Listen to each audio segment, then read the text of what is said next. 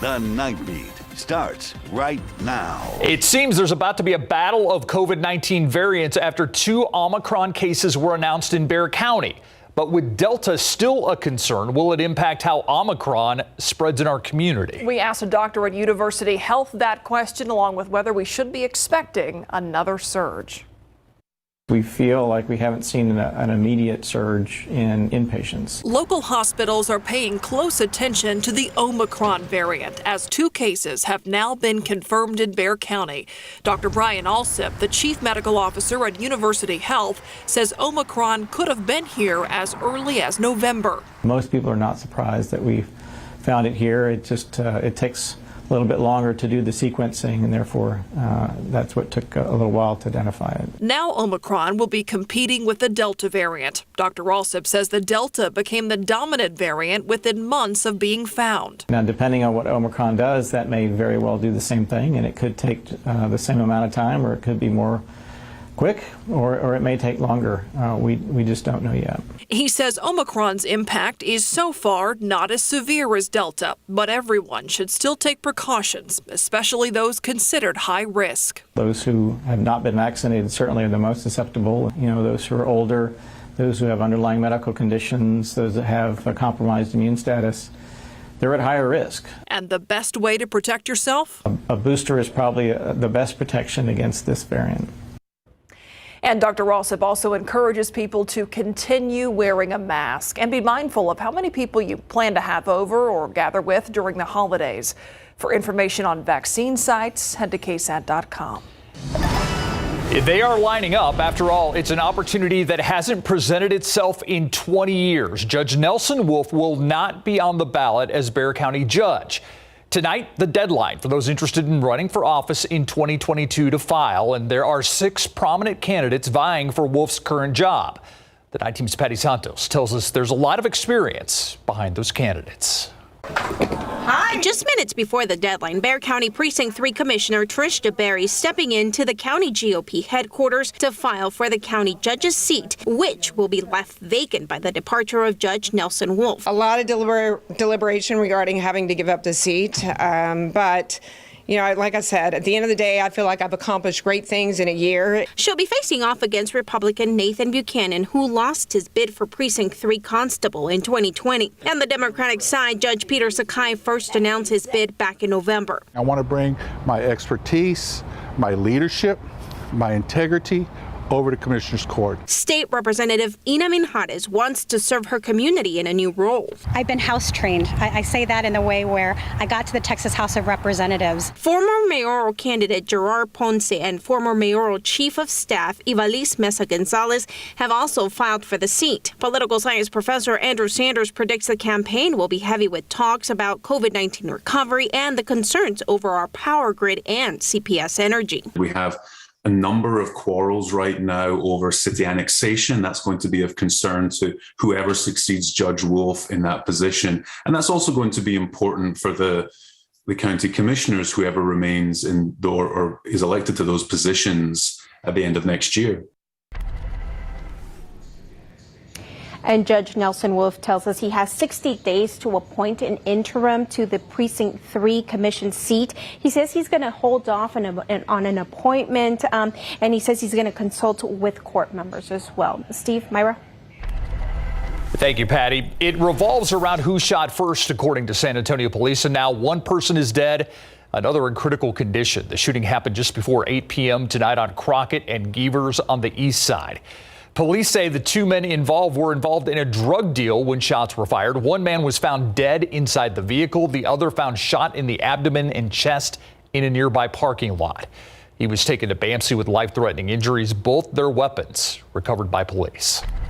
Continuing our coverage on a story we told you about last night on the Nightbeat, family members mourning the loss of a man shot and killed yesterday. And tonight, the suspect in this case is now facing charges. 20-year-old Sammy Gutierrez facing a murder charge. According to the arrest affidavit, Gutierrez confessed to shooting Avery Flores, claiming that Flores threatened his family. The shooting happened at a home on Briggs Avenue on the southwest side. The arrest affidavit also states that Flores and Gutierrez had argued on the phone hours before this shooting.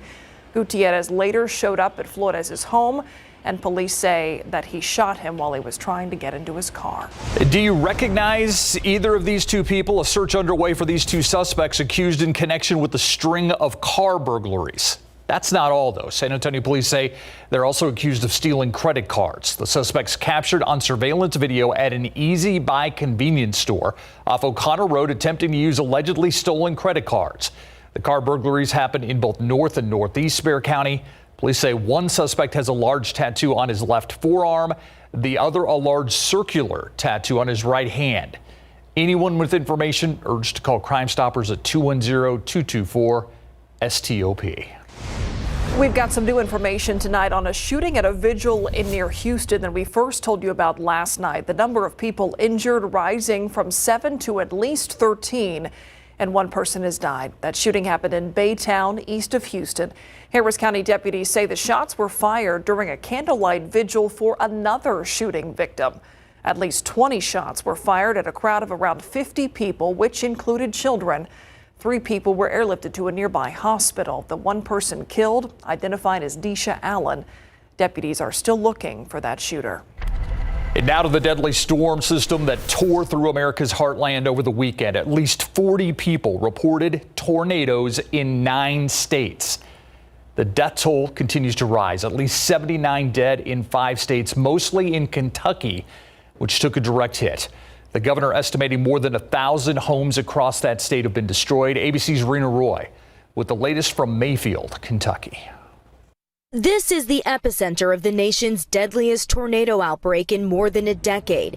The small town of Mayfield, Kentucky, obliterated. It sucked my house out and dropped it. It took my whole neighborhood, is what it did. Teresa Herndon is now sifting through what's left of her home. This is my daddy's box. It had all of his little things that I have. Nothing will ever take these memories away. Survivors recounting the mere seconds it took to destroy their town and kill dozens across the region. The roof slammed down, and then the wall came down on top of me. One worker at the candle factory that collapsed in Mayfield says he was under 15 to 20 feet of twisted steel. At the very bottom, and my face was sideways. People were asking, "Where are you? Where are you?" And I just called out, "Over here." Many did not survive, the governor choking up as he spoke about those who lost their lives and the many more still unaccounted for. I know, like the folks in Western Kentucky, I'm not doing so well today, and I'm not sure how many of us are. President Biden set to tour the disaster zone on Wednesday. You've lost your husband, wife, mother, father, and children, somebody along the line. And what do you do? Where do you go? And so we just want them to know that we're going to stay as long as it takes to help them. And Kentucky's First Lady has started a toy drive for the children here who have been affected. She is encouraging people to donate and try to make things a little easier for families ahead of the holidays. Rena Roy, ABC News, Mayfield, Kentucky. Back here at home tonight, school districts in many parts of our area are still in need of teachers, some of them using raises to get them, like Edgewood ISD, which held a job fair today. That district is offering a $3,000 sign-on bonus that's valid through January 31st of next year. Bilingual teachers get additional money. Some candidates hired on the spot today. Others we talked to said those incentives are enough to bring them out of retirement. You know, the fear of the children falling behind. I really feel like it's important that we invest in children, and it's hard to do that outside the classroom. Edgewood ISD not the only district increasing incentives to get more teachers. Last month, Harlandale ISD announced full-time employees would get a $1,000 retention stipend. Other districts increasing pay for substitute teachers as well. Visibility already dropping in some parts of our area, especially east of I-35, but even right along the interstate in New Braunfels, even up to Austin. Austin, visibility down to half a mile. You can see especially eastward where the humidity is thicker closer to the Gulf Coast. Visibility is down. The fog is already developing. Here's our futurecast for visibility tomorrow morning. Anticipate it to get in the way for parts of your morning commute. Visibility is down to under a mile in some instances tomorrow morning. So that damp, gray, drizzly feel and start to the day tomorrow, Get used to the color gray because it's going to be pretty common throughout the day. The fog may lift, but we are anticipating a significant amount of cloud cover to linger around through the rest of the day tomorrow. So morning commute, you may need a few extra minutes on the roadways. We'll talk about the rest of the week coming right up, including temperatures which will be above average until our next strong cold front hits, and even see some promising rain chances with it. We need it. Thank you, Adam. Still ahead on the Nightbeat, it's the San Antonio police officers' turn to get into the Christmas spirit. What you can do now to help them hit their Blue Santa gifting goal. And it's only 4 months old, but already providing help in mass casualty events like that tornado that hit Kentucky. A breakdown of how the Blood Emergency Readiness Program operates. A former chief of staff could be next in the line of fire when it comes to the investigation into the January 6th riot. What questions are on the table? Next on the Nightbeat.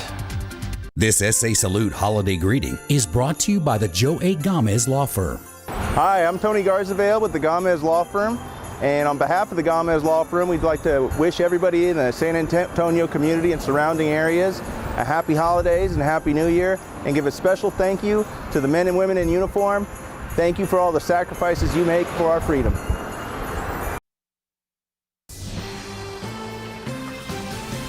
Contempt charges could be coming for former White House Chief of Staff Mark Meadows. This after the House panel investigating the January 6th Capitol insurrection voted to recommend those charges today. The vote passed 9-1.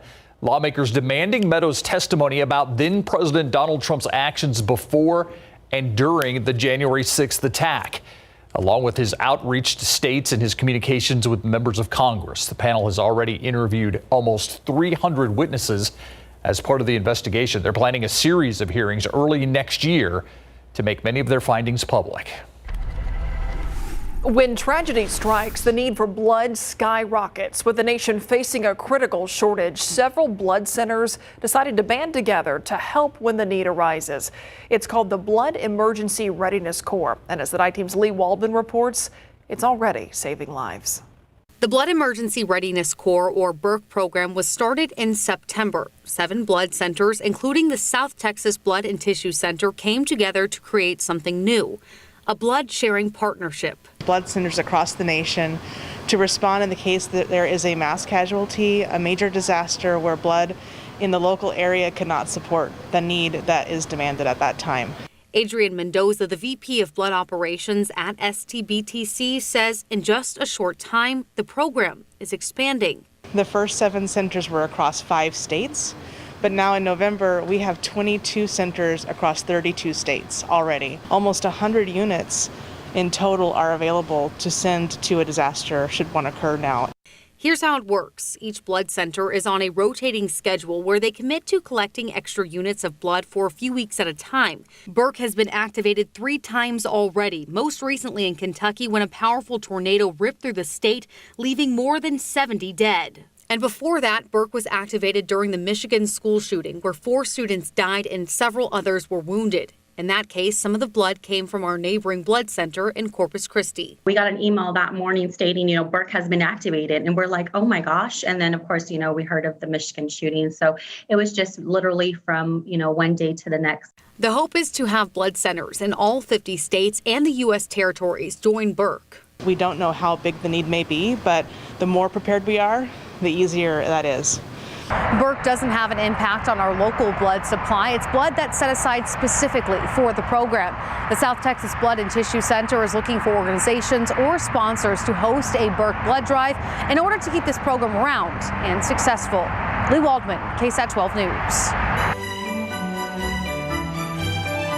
SAPD's Blue Santa back this year, and they are looking to give thousands of kids presents this year. We stopped by the Blue Santa warehouse today to see how operations are going. The San Antonio Police Officers Association has a goal of reaching more than 7,000 kids this year. You can drop off toy donations at any police substation near you or leave a cash donation online. We have that link at KSAT.com. This is the 6th year for this event. All those elves hard at work. Yeah. Look outside with live cam, 61 degrees. Temperatures climbing compared to the weekend, but sounds like that doesn't mean sunshine necessarily. Oh, no, it looks like a lot of cloud cover this week. I mean, kind of what we had today, we're going to have pretty much the rest of the week in terms of sky conditions, but add to it increased fog and drizzle for the morning hours. Now today we started off at 43, topped out at 67, pretty average for this time of year. And elsewhere across our area, made it to 71 Cotulla, 76 Del Rio. Those are some of the warm spots. Meanwhile, only 64 in Gonzales. Morning temperatures are going to be a lot warmer. We're not looking at that fall chill the rest of this work week, even to kickstart Saturday. Notice those morning temperatures tomorrow, well into the 50s. Wednesday, Thursday, Friday, Saturday, morning readings at sunrise, well into the 60s. So we don't have jacket weather until the next strong cold front hits, which will be during the day on Saturday. So let's start with temperatures and take a look at the readings right now. Across our state, we're generally 50s and 60s. An even 50 in Amarillo and Lubbock, 52 in Midland, 58 Austin, 60 here, San Antonio, Del Rio, and Junction right now at 65. Not bad outside. It's pleasant. You notice a little bit of humidity in the air, but it's not oppressive yet. Humidity will be rising, and it's going to be really noticeable first thing tomorrow morning. But let's talk high temperatures. I mean, we'll be pushing 80 degrees Wednesday, Thursday, and Friday. Keep in mind, the average high is in the mid-60s. Okay, we're going to be way above average, and even if we could make it into the lower 80s, we'd have some record-challenging warmth later this week. But it all comes to an abrupt halt this weekend. Look how those temperatures drop. Saturday, Sunday, afternoon highs, 54 and 50. So most of Sunday will be spent in the 40s. So the typical yo-yo effect in terms of temperatures. We're going up this work week and then plunging again for the upcoming weekend. Let's talk about dew points. They're starting to rise. Not bad outside. Dew points 50s near 60, but east of I-35 where the dew points are at 60 and a little bit higher, a little stickier, that's where we already have fog developing. That fog is going to spread westward as the humidity increases. So our futurecast for those dew points indicate tomorrow, in the morning, you'll notice the mugginess, and it's just going to get thicker as we get into the afternoon. So very noticeable humidity and stickiness out there tomorrow, all the way through Friday, and then the cold front hits on Saturday, and that's going to sweep away the moisture in the air for a few days. Let's talk about rain chances, though. Looking promising already for this weekend. I know the timing may not be perfect, but we could use the moisture. Just a few sprinkles we had east of town earlier today. That was pretty much it. And a lot of what you saw there didn't even hit the ground. The main action right now is coming into the west coast. Nice atmospheric river, a big plume of thick moisture coming off the Pacific, slamming parts of California. Sure, maybe too much of a good thing for some folks, but they need it. They need it badly. They're getting some much needed moisture. This whole upper level disturbance, that dip in the upper level flow, that's going to pass to the north of us. We're not going to tap into any of that moisture, but separate Pacific moisture in a different system is likely to affect us this upcoming weekend. Obviously, they need the rain in the west. You see it on the drought monitor. As for Texas, over half the state considered in drought right now. So we could use it, and there are some indications that we could have some drought denting rain in parts of our area Saturday and Sunday. 10% chance tomorrow through Friday. That's basically a few sprinkles with our drizzle. And then Saturday up to 60%, Sunday 40%. Of course, we'll be fine-tuning those numbers, those chances, and even the timing and amounts in the days ahead. But right now it's looking promising, like we'll actually have all the ingredients there for some areas of decent rain. 57 in the morning, 75 by the afternoon. We'll be closer to 80 degrees a little farther south of San Antonio. And then the rest of this week, we talked about those temperatures well above average, morning fog and drizzle, windy Saturday, much cooler, rain, often unexpected. Again, not the best timing, but we could use the moisture. Thank you, Adam. All right, well, he dishes things out on the court. Sure does. So why not, off the court? That's right. We talk about Keldon Johnson of the Spurs here spending his day off, helping make Christmas much brighter for at least 5 families and even some more. We'll explain when we come back. And Eastern Michigan's new arena named after the Iceman. Coming up. Our San Antonio Spurs got a well-deserved day off after their big win over the New Orleans Pelicans last night, and this is how Keldon Johnson spent his day off, helping others during the Christmas holidays. The Spurs forward and Olympic gold medalist teamed up with Academy Sports and Outdoors today, donating $10,000 on a surprise shopping spree for local families. 5 lucky families received a $1,000 shopping spree at the Academy Sports and Outdoors on Loop 410 tonight, where they got to pick out Christmas gifts like bikes, games, shoes, and other apparel. In addition, Academy Sports and Outdoors surprised the nonprofit Wish for Our Heroes group with a $5,000 gift card for active military families and veterans this holiday season. It was great, to see the kids smile and, really get to go and pick whatever they wanted, and smile and, see the relief of their parents was big for me, and it made my day seeing them happy. That is great. They'll get another day off tomorrow before they face the Charlotte Hornets to wrap up their homestand, their 5-game homestand Wednesday at 7:30. Big moment for former Spur George Gervin as the Iceman had Eastern Michigan's new basketball arena named after him. During ceremonies over the weekend, the Iceman made the trip to his alma mater as they officially named their basketball venue the George Gervin Game Above Center. The Spurs legend played for Eastern Michigan in 1971 and 72 before becoming a member of the Spurs in 1974, later inducted into the Basketball Hall of Fame in 1996. The Iceman driven to tears during the ceremony.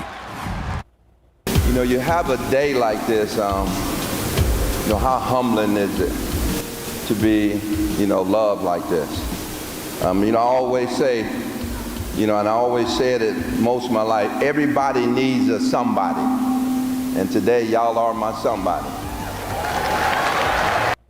Pro football coverage, powered by Davis Law Firm. Congratulations, Ice. The Dallas Cowboys were able to win on the road and against their arch rival, the Washington football team, all the while backing up what their coach had said before kickoff, that Dallas was going to win this game. But they got the victory despite their star quarterback, Dak Prescott. The Cowboys looked to have the game in the bag until Prescott did not see Cole Holcomb, who intercepts this pass, and it's a pick six. He's bringing it all the way back for the touchdown, and suddenly it's a one-possession game, 27-20. Washington would get the ball back, have a chance to beat Dallas, only to have Randy Gregory in his first game back in a month force a game-saving fumble off backup quarterback Kyle Allen. Prescott has not been the same since his calf injury. In his first 6 games, Prescott was completing over 73% of his passes, over 1,800 yards, 16 touchdowns, only 4 interceptions since he's been back. Just over 63% completion rate, over 1,500 yards at just 8 TDs and 6 interceptions. Now he's coming out the worst performance of the season.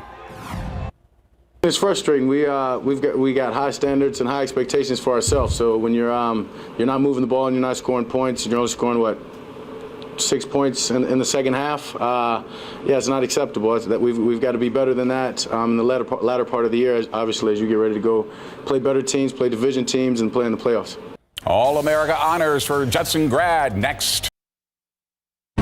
Congratulations, Judson grad and Aggies defensive lineman DeMarvin Leal has been named first-team All-America today by the Associated Press. Leal is already declared for the NFL draft, finished with 8.5 sacks this season, leading a defense that limited opponents to less than 16 points a game, ranked number 3 in the nation. He is joined on the first team by offensive lineman Kenyon Green, who is the only player in the NCAA to log 80 or more plays at 4 different positions, and the first Aggie player to receive back-to-back All-America honors since Myles Garrett.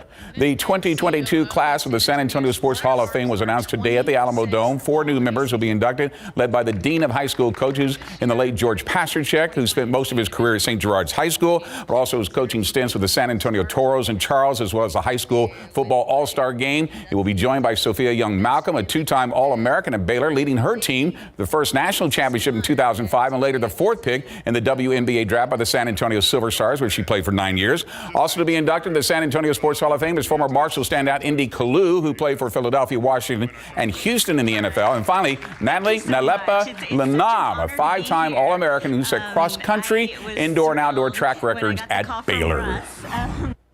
To get that call to say you're being inducted into the San Antonio Hall of Fame, I mean, that really, you know, hits home, and you just start reflecting on everything, taking the VIA bus to practice at Patton F. Middle School. Like, it was just, words can't describe how much it means to me. I heard that there's going to be a plaque with my name on it out here somewhere at the Alamo Dome, and my kids are going to see that. So it's unbelievable to me, and I'm truly honored.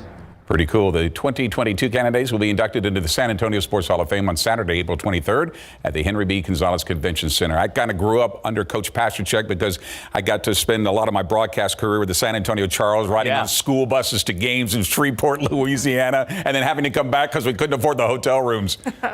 Special moments. He's left a legacy. Yeah, he sure has. More than that. Yeah, he sure has. Yeah. Thanks, Greg. We'll be right back. That's it for the Night Beat. Have a good night.